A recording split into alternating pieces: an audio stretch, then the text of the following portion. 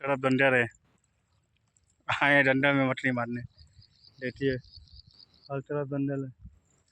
वह पुल दिखाई दे रहा है, हल्का हल्का पुल दिखाई देता हुआ ये चिल्टियारा डूबा है। इतना दूर आ रहे हैं मछली मारने के चक्कर में, फिर भी मछली नहीं लगा। बहुत ही ज़्यादा जुड़ा है।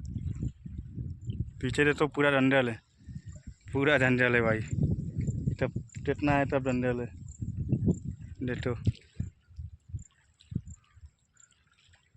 एक भी आदमी नहीं है यहाँ पर, इतना जंगल है।